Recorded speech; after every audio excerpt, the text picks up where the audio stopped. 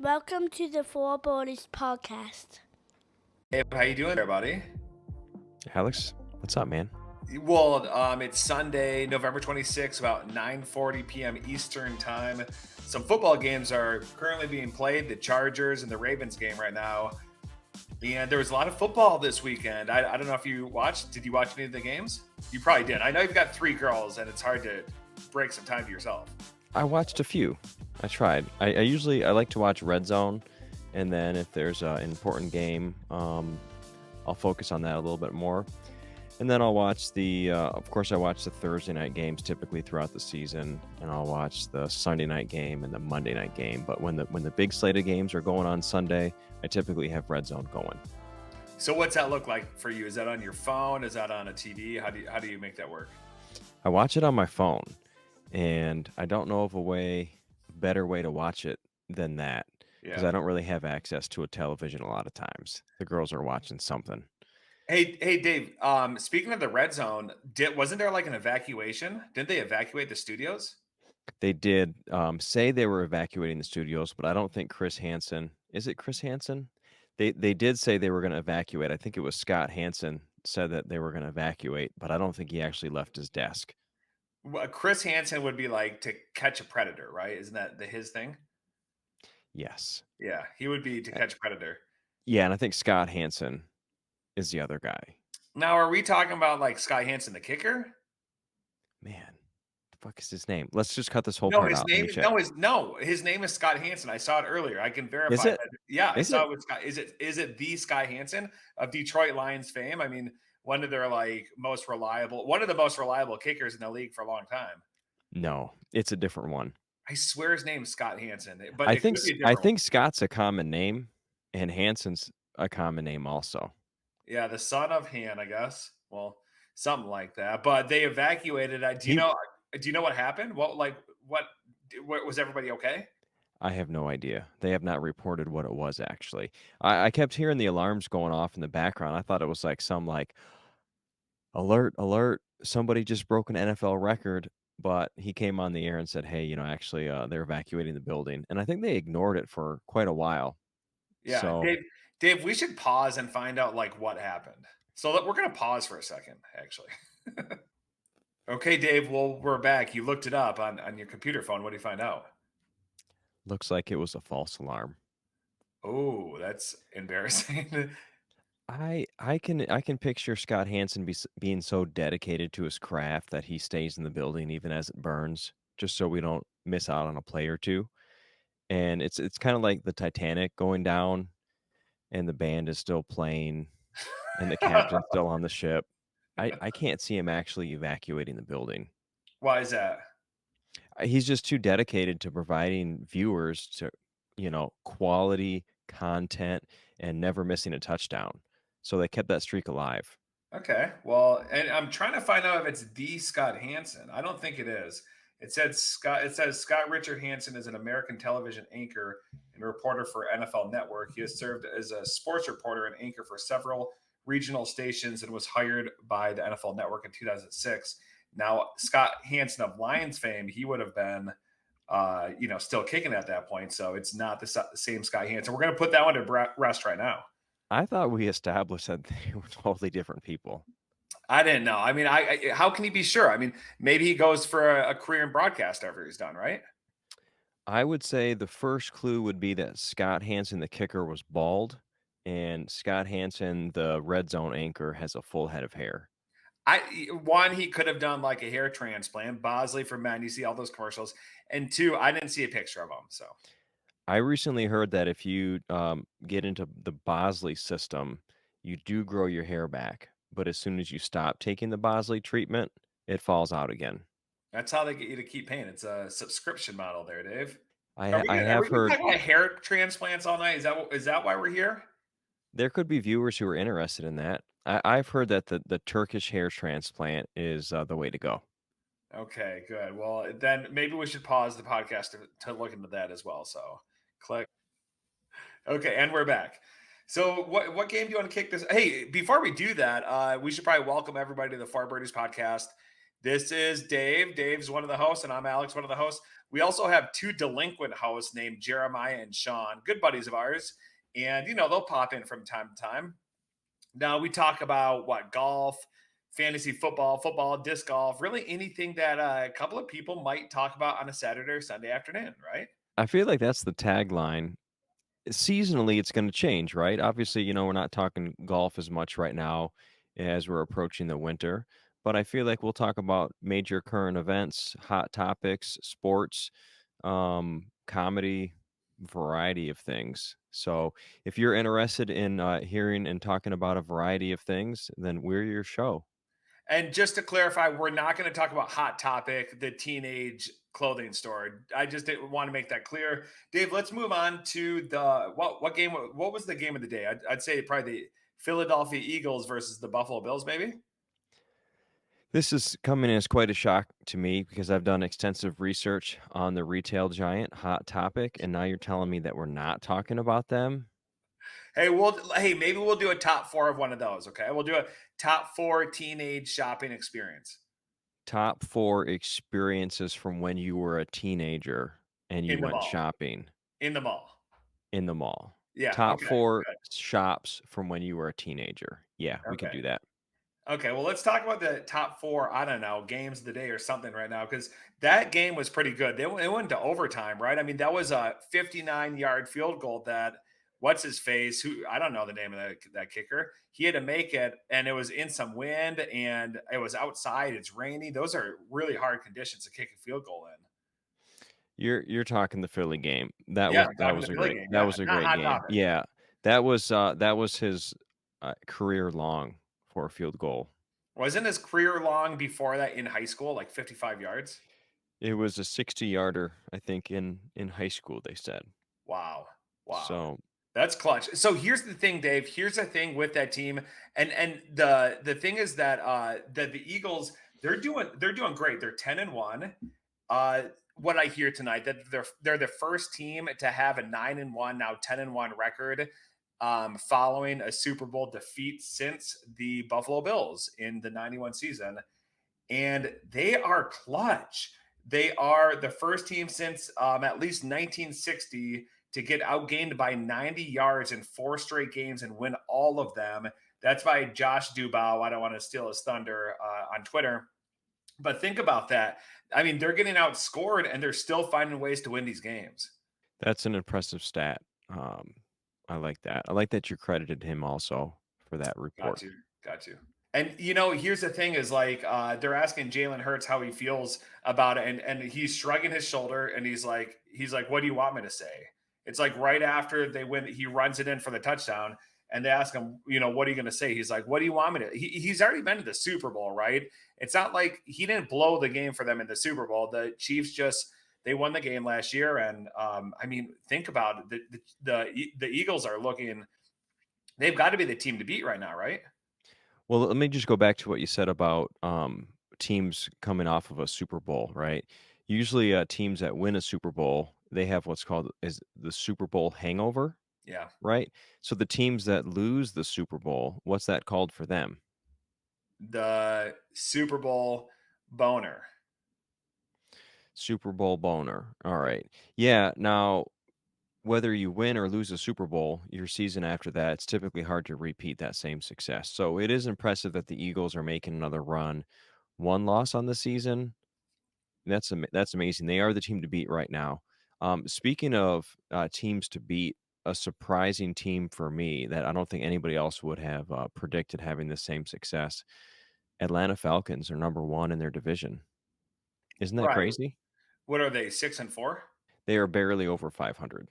Yeah, I don't think it's anything that they've done specifically. Of course, you've got to win the games, yes, but it's one of the weakest divisions in football. So, I mean, right now it was the AFC South and the NFC South, and the AFC South isn't looking as bad as it was, right? So now the NFC South has to be the worst conference in football, the worst division in football. And I mean, what do you expect from them? Did a little research here. Yeah. They're 5-6. Isn't that crazy? So are the Saints not winning? They're not leading the division as of right now, or what? It's actually the Falcons. Looks like they're both 5-6. Yeah. Yeah. Well, I don't know. I mean, you watched them as well. What do you think? Was it a head turner or a head scratcher? What? The what I pick up from that game is that Bijan Robinson, they're actually giving him opportunities, and he looked great with them. And it's a head scratcher because for where they drafted him and how much they utilize him, it doesn't make sense. And fans are calling for Arthur Smith to get him more involved. And I don't know if Arthur Smith cares what anybody thinks, but when Bijan did touch the ball today, he was electric.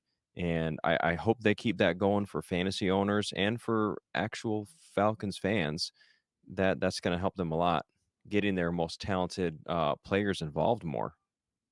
Well, so in other words, it was the Bijan game. It was kind of the breaking out game for Bijan. What do you say? It was the best game of his season so far. Yeah, I actually, when the game started, they weren't giving him any looks, and I was thinking about telling you, like, "Look, I mean, is Bijan a must start? I don't think so." And then scored a couple touchdowns, and I was like, "Okay, well, yeah, he's a must start still." So it's just good to, have that draft capital pay off because I'm pretty sure in every fantasy league, if you have him, you spent a first round pick on him. Maybe if you got lucky, you got him for a second, and to have him just not produce it, it's very disappointing as a fantasy owner to spend that much on a player and not be confident that you can start him every week. Yeah, I hear that. I guess in terms of have him having the best game of his season of his NFL career, him being a rookie, of course, then I maybe just mark that up to him being an incredible athlete and he's going to break loose. I don't know if that's going to change who the Falcons are, though. I mean, of course, it's going to change who they are, but are they a brand new team? I don't know if that's exactly what you're saying either. I'm a little weary. I don't know if the Falcons are really a team to beware of right now. But maybe. What do you think? You think they've got some potential in them, huh? I think they're going to choke. I think they're surprisingly one in their division, but I think they're not a good team. I think Yeah. that until they figure out their quarterback issues, they're not going to go far. Yeah.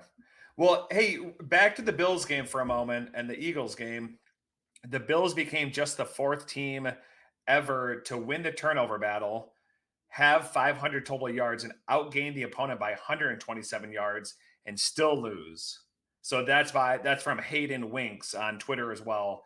And just going back to the Eagles being clutch, I really do feel like the Eagles are a clutch team. That's how before I saw some of these stats, I was just kind of surfing through the web, had put my bathing suit on, sorry, brought my towel down, and I wasn't, I didn't have any numbers to really back it up, but like when the Eagles have the ball at the end of the game, they go down, they score a touchdown, and I really do think they've got that quote unquote clutch gene. How do you feel about that? You think they're the team to beat? You think they're going to be clutch when it comes to the Super Bowl, or how far do you think you see them going? I feel like they have an opportunity to go all the way.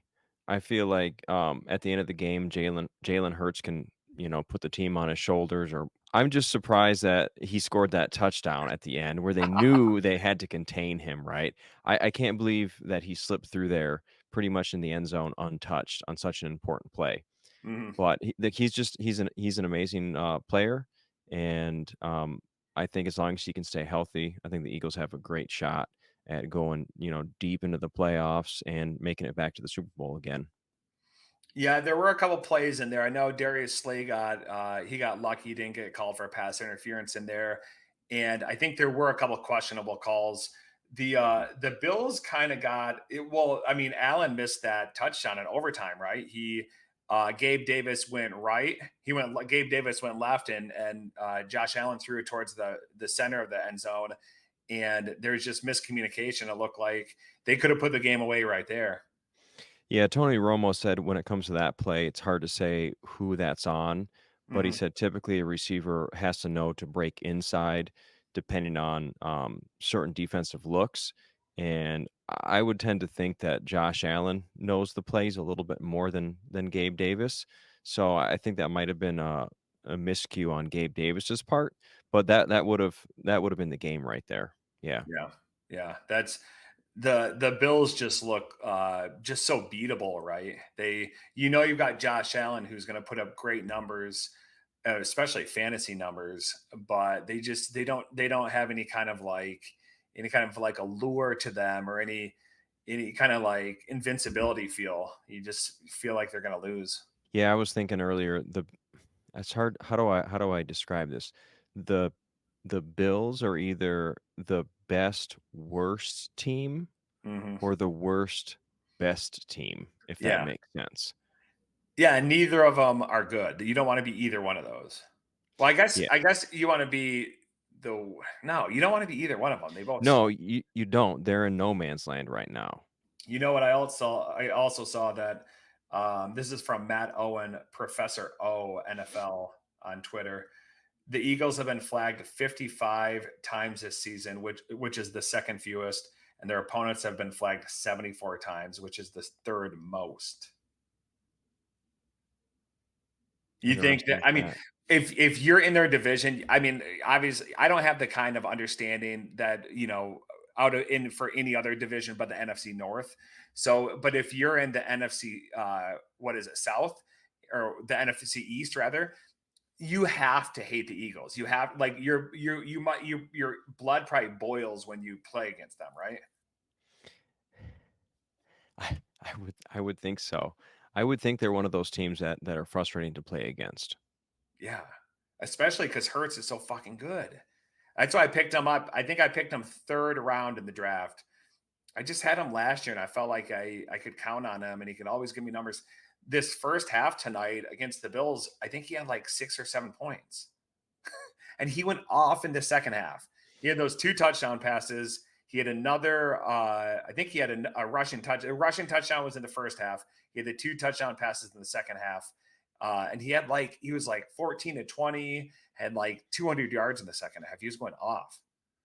He is one of those second half specialists, I think.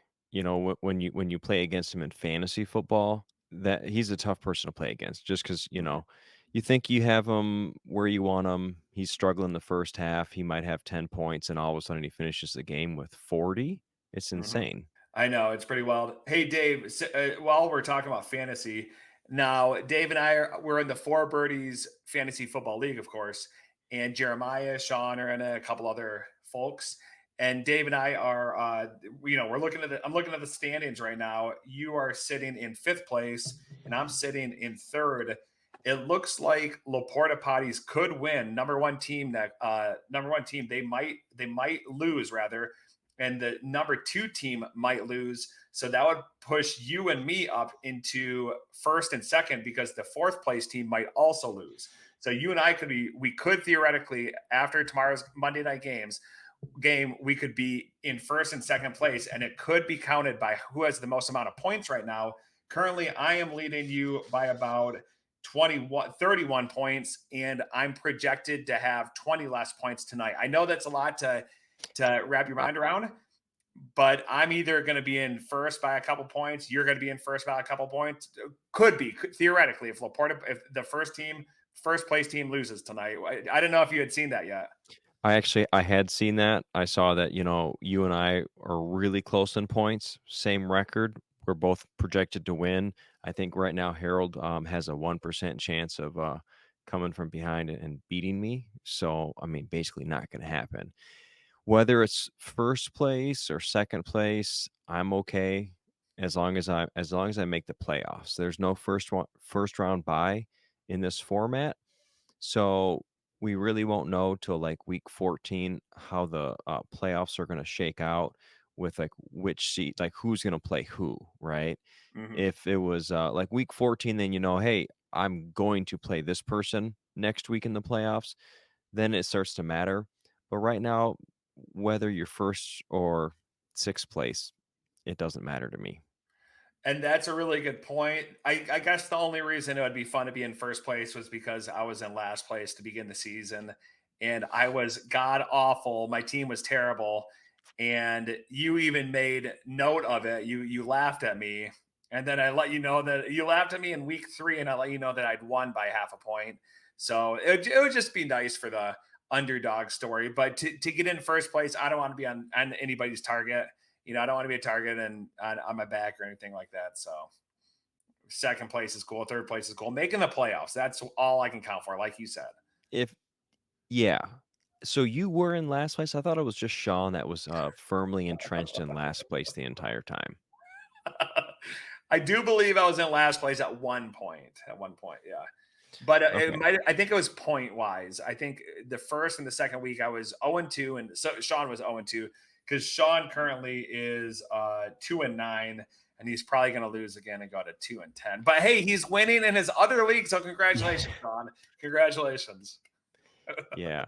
No, he's not even gonna break 100 points. I don't know what's going on with that. Yeah, I know. Dave, we probably shouldn't keep this going too much longer. Any other games? Any other game that you want to talk about? A game that really caught your eye? I can talk a little bit about a lot of games. Miles Garrett has a shoulder injury. He said Hmm. felt something pop, tried to continue the game, hurt, basically had no use of his arm, and now he has it in a sling. He's gonna get examined here for, what kinda injury that was, and I'm scared because, I've got him in a fantasy league, and, he's my defensive anchor. I can't lose him, so I'm sweating that a little bit. You got, any tidbits, any No, fun facts, or this any is the Dave show. No, anything else that you saw? I'm just along for the ride. That is super disconcerting about Miles Garrett. I'm hoping he's not out, and I've got the Browns defense on my fantasy team, so I'm right there with you, buddy. He's the the heart and the soul. So that would be just absolutely crushing for a Cleveland Browns team and a fan base. But what else you got there, Dave? So, we talked a little bit about Matt Canada getting, fired by Hmm. the Steelers as offensive coordinator, and, Pat Freiermuth came out and said, "Hey, this guy was a friend of mine, I looked up to him, just a great person, great family man." Obviously, you don't wanna see somebody like that lose their job, and he didn't seem excited about, the fact that somebody new is gonna come in there and see if they can revitalize this offense. I think he handled it very professionally because you don't wanna see players celebrating, the exit of a coach, right? It's pretty cold-hearted, but Freiermuth went off for, I think 21 fantasy points this week, and, looks like, the Steelers' offense, they're back. It's been 50 games since they had over 400 rushing or 400 total yards offense, which I think is crazy. How is Because that possible?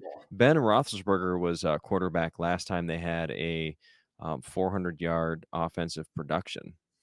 I just don't. You texted me that. I just don't even see how that's possible. It is amazing that they stuck with him for so long. So very first game he's out, they're exceeding 400 yards. They're getting Freiermuth involved. They're throwing the ball downfield. As a fan and as a fantasy owner of certain Steelers, I'm excited about that. Yeah, I saw that Fryermuth was on the waivers and you picked him up. I saw that he was on the IR. Now you follow football a bit more closely than I do, and you must have known what that, or you read about the injury, which I wish I would have because it would have been great. I saw he gave you like 21 points today. It would have been awesome to have Fryermuth. So what happened with that? You just saw he was available and put him on your IR or what? Yeah, so I have him in Dynasty, so I follow him a little bit closer. And he is a very talented tight end. He got off to a slow start to the season, then he got hurt and was on the IR pretty much the whole time. I think a lot of people wrote him off because, the Steelers offense is just awful. I didn't think he was gonna have this good of a game. I thought, as a Mark Andrews former owner, that, he'd be a suitable replacement. If he could get me like 8 points, I would have been happy with that. So he far exceeded my expectations. Yeah, well, good for them. I mean, it's one of those teams. I think Detroit, Michigan residents, they and Michiganders for that matter, kind of resonate with Pittsburgh Steelers fans. They're kind of a blue collar, and so I always kind of liked them. My old neighbor Jack was a fan, so root for them. Sometimes, and not when Roethlisberger was there. But I digress. Speaking of holding, I don't know if you saw this, but the most penalties for holding this season. Guess who leads the league? Any guesses who leads the league? I've besmirched his name on this podcast before. I've complained about him, just gone kind of wild at one point. Jawaan Taylor, the right tackle for the Chiefs, the Kansas City Chiefs. You didn't give me a chance to guess, I'm sorry. but I was thinking the Chiefs, but they don't typically get called for it. Yeah. So you're telling me the Chiefs are the most flagged team for offensive holding?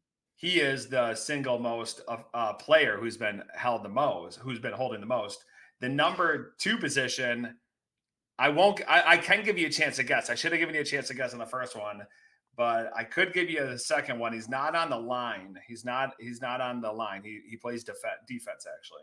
But I don't even know what you're talking about now, man. You're telling me I got to guess a player that is called for holding a lot, but he's not a lineman. yeah, He's not an offensive. that was terrible. I told you the one you were supposed to guess, and then I'm having you guess the one that you're never going to guess. But It's L'Jarius Sneed. He's a cornerback for the Chiefs. Another Chiefs player has been called for holding. L'Jarius Sneed is the most called non-offensive lineman in football, or Yeah, just on the Chiefs? Nope, in the NFL. So Jawaan Taylor's 14. L'Jarius Sneed has 9 penalties. And then the third most is Darnell Wright, I guess tied for second. He's got 9, the offensive tackle for the Bears. Yeah, I would not have guessed that. No, that was pretty bad. I should have let you guess that first one, but I just saw that stat and I was like, yeah, I never want to like curse somebody, but it just sucked watching that opening game, the Chiefs versus the Lions and seeing Taylor hold hush every single time. It was so frustrating. So I'm glad that they're actually like, shaming him about a bit here and showing, I guess, the truth of the matter. Yeah, that's what I saw. I was just happy to see that. I was glad that somebody had that graphic up there. Dave, do you have anything else before we hit this popsicle stand with a car? Is that what they say? Yeah, I don't know. I've never heard that phrase before. Yeah, might be new. I do have a TBH from today's games. It's the Bengals versus the Steelers, which of course the Steelers did win that game, but stand-in quarterback Jake Browning. Hey, Dave, remind us what TDH stands for, will you? Yeah, sorry for new viewers. TDH is a touchdown, right? That didn't help anyone. So it actually stands for that didn't help anyone. So Jake Browning stepping in for injured Joe Burrow threw a touchdown to tight end Drew Sample. I'm almost positive nobody has Drew Sample rostered on any teams. What about his mom? Drew Sample's mom does have him rostered. Yes, I have verified that, but she doesn't start him. Ooh. So he is rostered on one team, but he's not in any active lineups. And I don't think anyone's starting Jake Browning either. Now, Jake Browning's father does have him rostered, but he's actually on the practice squad. Wow. So this truly didn't help anyone. No. Help nobody. Well, good for you, Mr. Browning, Mr. Sample. Those are great football names. I love it. Anything else, Dave, before we wrap this baby out? There's lots of stuff, but we're going to just call it a night. Yeah, okay, we'll call it a night here. Okay, well, thanks everybody for tuning into the Fore Birdies podcast, and we'll see you next time. Make sure if you haven't already, then please like and subscribe to this bad boy. And yeah, see ya. Fore Birdies. Cheers.